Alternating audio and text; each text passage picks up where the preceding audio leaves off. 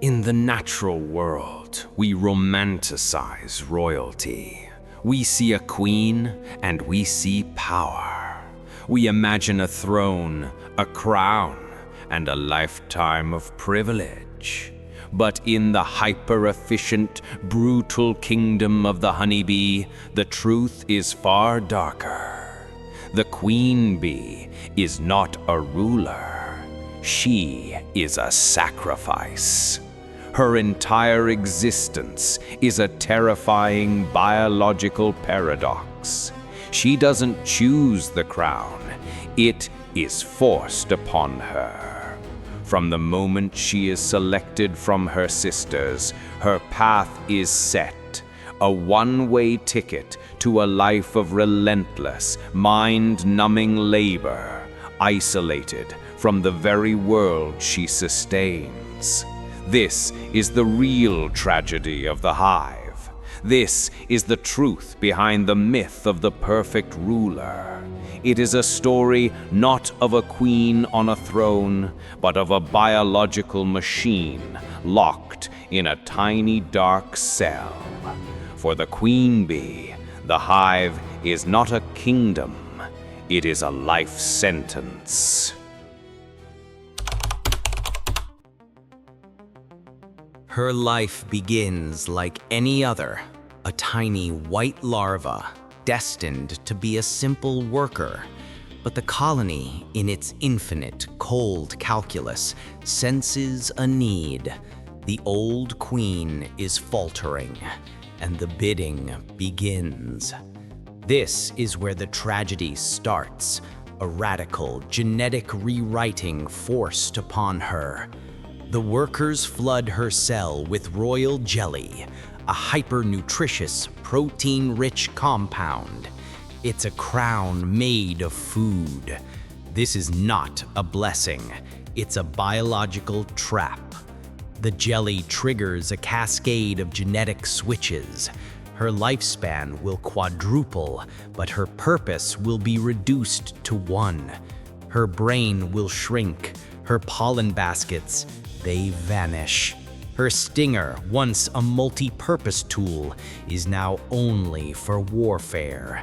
She emerges a monster of efficiency, but she is not alone. Several sisters, also force-fed the royal jelly, break free. The hive tolerates no rival, no second option. This is the Queen Duel, the most brutal job interview in nature. Before she ever smells a flower or feels the sun, she must hunt. Using her specialized curved stinger, designed not to tear free and kill the worker, but to deliver the fatal dose again and again, she eliminates every potential rival. She stings them through the cell walls or fights them head to head. There are no witnesses, no rules of engagement. When the buzzing fades and the bodies are cleared, one queen stands alone, but she is already exhausted. She has won the throne, only to realize the throne is a tiny, dark room. You just watched her win the crown, but the true labor hasn't even begun. If you're hooked on these hidden tragedies of nature, smash that like button right now. It tells the algorithm you want to see the dark truth behind the next animal myth. For a few fleeting moments, she tastes freedom. Days after her brutal victory, she undertakes the nuptial flight, the only time in her adult life she will ever leave the hive under her own power. This is her entire future, hanging on a single high-stakes flight. She flies high to what is known as a drone congregation area, a swirling cloud of up to 25,000 male drones from neighboring colonies. She is running a gauntlet. If she fails, if a bird catches her, or if the weather turns, her colony is doomed. She carries the weight of 60,000 lives on her tiny wings. Over a period of 1 or 2 flights, she will mate with up to 20 different drones. But the sheer number isn't the key. The key is the storage. Deep within her body is the spermatheca, a biological vault where she stores the entire lifetime supply of sperm. This small organ is her genetic bank, a resource she will draw upon for the next 5 to 7 years. For the male drones, this act is their only purpose, and their death. Their genitalia tear away and they plummet to the ground, a final, irreversible sacrifice for the queen's survival. She returns to the hive, her freedom officially revoked. Her wings will never carry her into the sunlight again. From this moment on, her life is reduced to the single, all-consuming task that defines her reign: production.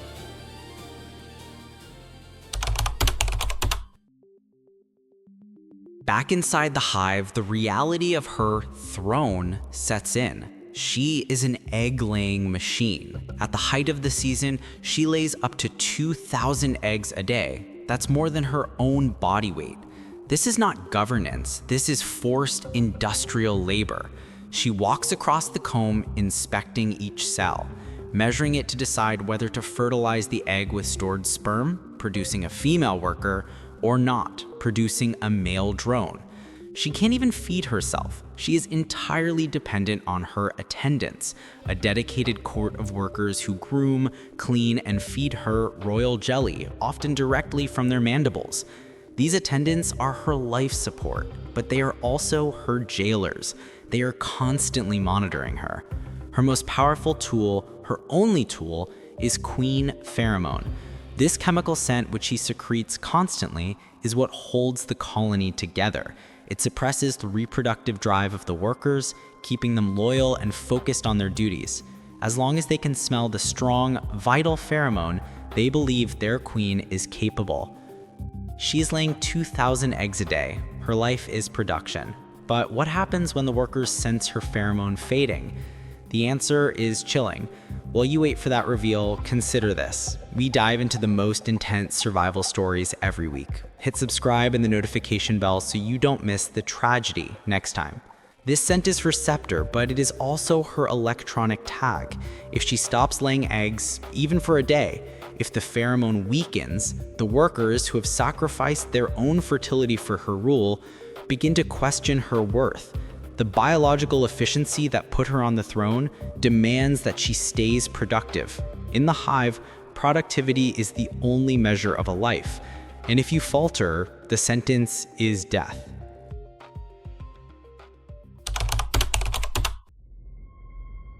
The queen does not live to a natural old age. She is an asset, and like any asset, when the return on investment falls below the necessary threshold, she is liquidated. Her greatest fear is not the predatory wasp or the giant hornet. Her greatest fear is her own daughters. As she ages, her chemical signal weakens. A few workers, sensing the hormonal shift, begin to lay their own eggs. The hive descends into reproductive chaos. The workers realize their queen is no longer adequate. Their collective decision is swift and terrifying. They initiate a process called supersedure. They begin raising her replacement. And here is the truly agonizing part. The old queen, trapped by her own pheromones and biological programming, often wanders past these new queen cells, unaware they're being nurtured to take her life. Her world is collapsing around her, and she is structurally incapable of understanding the political coup. Once the new queen is ready, or sometimes even before, the workers execute their former sovereign. This is the balling process. Hundreds of her own children swarm the aging queen, forming a tight, vibrating sphere around her body. They don't sting her. Instead, they vibrate their wing muscles rapidly, generating intense, lethal heat.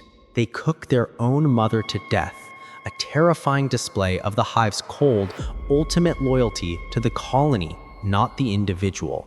The workers generate heat, and the former queen dies alone in the darkness. A brutal, final lesson in biological utility. But what about the animals that fight back? If you want to see our deep dive on the elephant seal's 100-day beach fight, let me know by leaving a comment with the word "fight" below. This is the contract of the queen.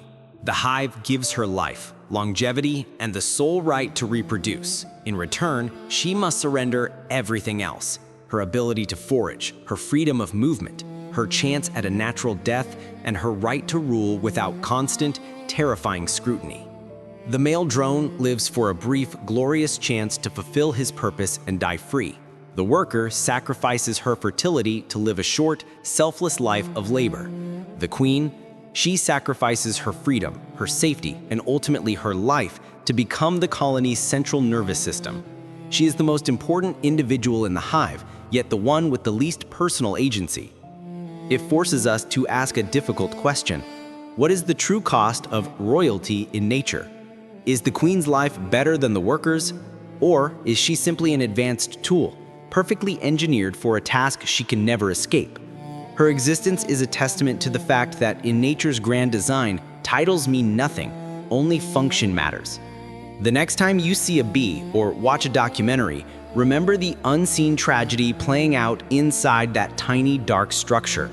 The queen is not afraid of the outside world.